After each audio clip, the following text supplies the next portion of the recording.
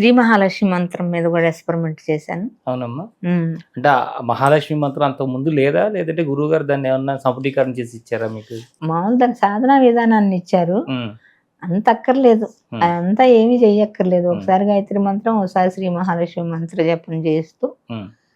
మనం ఒకటి అనుకొని చేస్తా ఉంటే హ్మ్. నువ్వు ఇదే ఆ కుర్చీలో కూర్చున్నట్టుగా నేను ఊహించుకుంటా నేను ఆ మంత్రం చేశాననుకో, హ్మ్.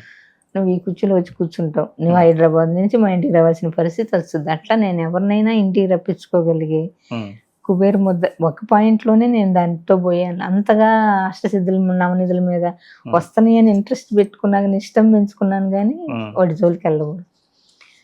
వేటపాలెంలో క్యాంపులో శ్రీ మహాలక్ష్మి మంత్రం మీద ఎక్స్పెరిమెంట్ చేయమన్నా కదా, చేసిన వాళ్ళు ఎవరో చేతులు ఎత్తందంటే ఎవరు ఎత్తల. నేను కూడా ఎత్తల, ఎత్తకూడదు. చేశాను, నేనెందుకు చెప్పుకోవాలి. మెలకుండా కూకున్నా. రాజలక్ష్మి గారు ఎత్తింది, లేలా చెయ్యొద్దన్నాడు మాస్టర్.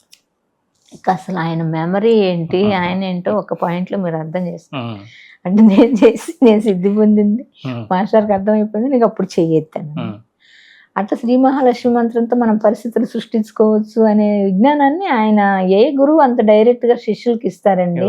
మన్ని కూడా ఆ స్థాయికి వ్యక్తుల్ని చేసే వ్యక్తి శ్రీ రామకృష్ణ గురుదేవులు ఒక్కడే. ఎంత ఆధ్యాత్మికంగా ఎంత మంది గురువులు ఉండగానే సరే, వాళ్ళు ఏమన్నా అనుకున్నా కానీ సరే, నేను చెప్తున్నా కదా, లేటెస్ట్ గా వచ్చిన రామకృష్ణ గురుదేవుల జ్ఞానాన్ని అందుకోకపోతే ఆధ్యాత్మిక ప్రయాణం ఎవరు చేయలేరు. అది ప్రయాణం కానే కాదు. ఈ సమర్థ సద్గురు స్పర్శ ధ్యానం చేసేటప్పుడు పొద్దున పూట సాయంత్రం కంపల్సరిగా చేసేదాన్ని. మళ్ళీ గంట గంట మెడిటేషన్ లో కూడా ఉండేదాన్ని. దివ్య దృష్టి రావటం మొదలుపెట్టింది. సంగీతం, పాటలు, కవిత్వాలు రావటం, కవిత్వాలు రాసా, మాస్టర్ మీద పాటలు రాశాను. అసలు నా మెమరీ ఎంత పెరిగిపోయిందంటే ఏంది నేనేనా అన్నంత స్థాయికి వచ్చింది ఆ సమర్థ సద్గురు స్పర్శ ధ్యానం. ఆర్థికంగా కలిసి రావటం మొదలుపెట్టింది. ఈ మాస్టర్ ఇచ్చిన సాధనలన్నీ ఒక ఎత్తు అయితే సమర్థ సద్గురు స్పర్శ ధ్యానం ఒక ఎత్తు. అది ఎవరైతే చేసుకుంటారో వాళ్ళ పరిస్థితులు మార్చుకోవాలని ఎవరైతే అనుకుంటారో ఏ దేవుణ్ణి అడుక్కోవాల్సిన అవసరం లేదు. ఎందుకంటే రామకృష్ణ గురుదేవులు చెప్పారు, దేవుణ్ణి అడుక్కోవద్దు. అవసరమైతే వాళ్ళు మీ దగ్గరికి వస్తారు, మీరు వాళ్ళ దగ్గరికి కూడా వెళ్ళొద్దు. మీకు కావాల్సిన పరిస్థితులు మీరు సృష్టించుకోండి అని మాలో ఉన్న శక్తిని లేపిన ఆయన శ్రీరామకృష్ణ గురుదేవులు. ఆ లేపినానికి ఆజ్యం పోసిన ఆయన విశాఖపట్నంలో ఒక ఆయన ఉన్నారు, చిట్టాప్రసాద్ గారు అని, సిద్ధ మహాయోగి. రామకృష్ణ గురుదేవులు చెప్పిన జ్ఞానం ఏదైతే అయినా ఉంది అంటే ఆయన ద్వారా దాన్ని ఇంకా లోతులు తెలుసుకోగలుగుతున్నాను నేను. అసలు ఎవరికైనా నీకంటే గొప్ప వాళ్ళు ఉన్నారని నువ్వు మైండ్లో పెట్టుకున్నావు అంటే నీ ఎనర్జీ వాళ్ళకి వెళ్ళిపోయింది. ఆయన ఎంత ధర్మాత్ముడు అంటే రామకృష్ణ గురుదేవులు లాంటి ఆయన కూడా. అదేంటి అన్నాను నేను. అవును, ఇప్పుడు నాకంటే సత్య గొప్పవాడని నేను అనుకున్నాను, లేదా రామకృష్ణ గురుదేవులు గొప్పవాడని నేను అనుకున్నాను. నీలో ఉండే గొప్పతనం నీకెప్పుడు తెలుసుద్ది? నీలో ఉండదాన్ని నువ్వు పట్టుకోవాలి కదమ్మా. పట్టుకోవాలి అంటే నువ్వు మైండ్ మొత్తం గురువు మీద పెడితే నువ్వెప్పుడు శిష్యురాలుగా ఉంటున్నావు, కానీ ఆ జ్ఞానాన్ని ఎప్పుడు పొందుతావు నువ్వు? అందుకని అందరిలో నువ్వు ఒకటే అయినప్పుడు నిన్ను నువ్వు చూసుకో. మనలో ఉన్న సూర్యుడు చంద్రుడు ఎంత గొప్ప వాళ్ళంటే, నీ శరీరం కలిగి నువ్వు చూసుకుంటా ఉంటే శరీరం మొత్తం కాంతి శరీరంగా మారిపోయింది. ఆ సూర్యుడు చుట్టూ ఉన్న కాంతి వలయం మొత్తం మన చుట్టూతో వచ్చేసింది. ఇప్పుడు నువ్వు నా మీద దుష్టప్రయోగం చేసావు అనుకో, అది తిప్పి నీకు కొట్టుద్ది కానీ నన్ను ఏం చేయలేదు. అట్లా నీ శరీరం ఏం చేస్తుందో నువ్వు చూస్తూ ఉండు, నువ్వేం చేయకు.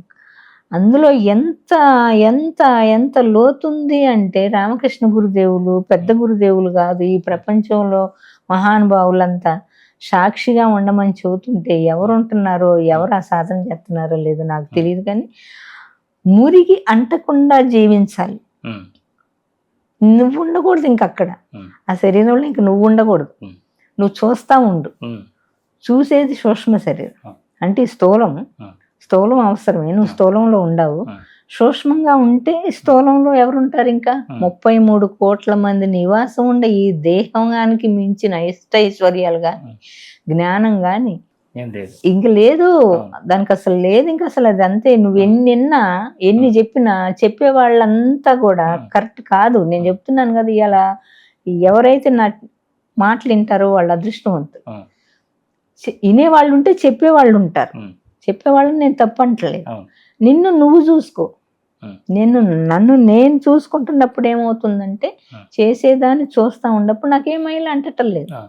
సాందీప మహామునికి శ్రీకృష్ణ పరమాత్మ గోపికల్ని పోయి భోజనం ఇచ్చి రమ్మంటే సముద్రం అడ్డం ఉంది కదా అంటే ఆయన ఎప్పుడు భోజనం చేయని వాళ్ళైతే అసంకల్పిత బ్రహ్మచారి అని చెప్పి అడగండి, అప్పుడు దారిస్తుందండి.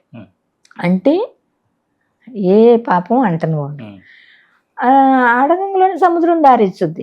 ఆడకపోతే ఆయన మొత్తం తినేస్తాడు. నేను దర్భ తప్ప రెండోది పూజించిన వాడిని అయితే మళ్ళీ దారి ఇవ్వమని సముద్రాన్ని అడగమంటాడు. ఇదేంది మన ముందే అన్ని తినేసాడు, మళ్ళీ సముద్రం కాడికి పోతే అడిగితే దారిస్తుంది. వీళ్ళు గోపికలు అయ్యోమయ్యో నాలాంటి వాళ్ళు కూడా ఇదేంది ఇప్పుడు దాకా మనతో సరసాలు ఆడతా నేను అసంకల్పిత బ్రహ్మచారిని అయితే దారి ఇవ్వమని శ్రీకృష్ణుడు, ఇప్పుడు అందరు మనతో సరసాలు ఆడాడు, దారి ఇచ్చింది. మళ్ళీ అక్కడ పోయి నేను దర్భ తప్ప రెండోది పూజించిన వాడిని అయితే దారి ఇవ్వమని అన్నాడు. సందీప్ మహమ్మని దారి ఇచ్చింది సముద్రం. ఇదేందని వాళ్ళు నాకులాగే అంటే అక్కడ ఏ మురికి అంటలేదు. అన్ని శరీరాలు ఒకటే, వేరే శరీరాలు లేవు. శరీరాలు ఆడుకుంటాను, ఇవన్నీ నా శరీరాలే అనుకున్నాడు కానీ వేరే వాళ్ళు ఉన్నారు అని ఆయన అనుకోలేదు. నాకంటే వేరే వాళ్ళు ఉన్నారు అని ఎవరు అనుకోలేదు మహానుభావు. మనం అనుకుంటున్నాం కాబట్టి మనకి మురికి అంటుకుంటాం. వాళ్ళు శరీరాన్ని చూడటానికే ఎక్కువ ప్రాముఖ్యతనిస్తారు, శరీరం వదిలిపెట్టి వాళ్ళు బయటికి వెళ్ళరు. దాన్ని ఆత్మ అని కొంతమంది అంటారు. ఆత్మ అన్నా కానీ మురికి అంటుకుంటుంది అంటున్నారు. ఇక్కడ నువ్వు ఏం అనుకోని స్థితి ఉంది.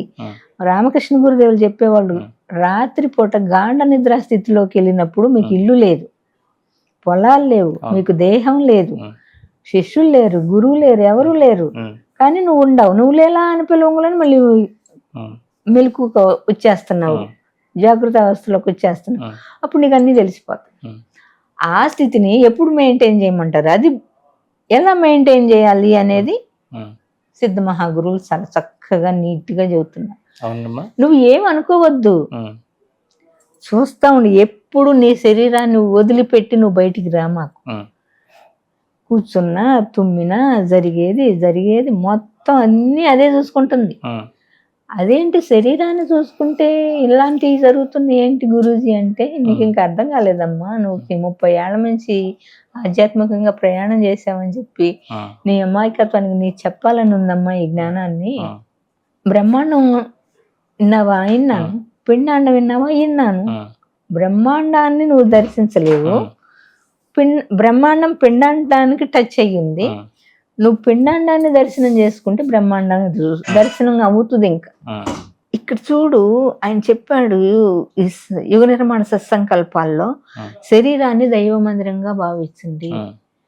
ప్రతి గురువు చెప్పాడు, కానీ అందులో ఎంత లోతుంది అంటే తెలిస్తే అసలు అది సామాన్య విషయం కాదు. అది అసలు సామాన్యమైన విషయం కానే కాదు. అవును కదా, ఇంత పెద్ద ఆదిపరాశక్తిని, ఇంత విశ్వాన్ని, ఇంత బ్రహ్మాండాన్ని తెలుసుకోవాలి అంటే జ్యోతిష్యం నేర్చుకున్నా. 9 గ్రహాలు, మళ్ళీ 27 నక్షత్ర మండలాలు, మళ్ళీ 27 నక్షత్రాల మండలాలు అయిపోయిన తర్వాత పాలపుంతల మీద పాలపుంతలు, ఇంత పెద్ద బ్రహ్మాండాన్ని ఎలా తెలుసుకుంటావు నువ్వు? అసంభవం అమ్మా. నువ్వు చిన్న లాజిక్ అంతే, నువ్వు పిండాండం కలిసి చూసుకుంటా ఉంటే నీకు బ్రహ్మాండం కనపడుతుంది. ఏం ఆలోచించమా, తుమ్మావు, దగ్గావు, ఇప్పుడు దాకా మాట్లాడేదాన్ని నేను కాదు, మాట్లాడేదాన్ని చూడు అంతే. చేయి తిప్పుతుంది చూడు, మొత్తం చూడు. అది నేను దగ్గర 4-5 సంవత్సరాల నుంచి చేస్తున్నా సాధన. అద్భుతాలు అసలు అంతా ఇంత కాదు, అద్భుతాలు.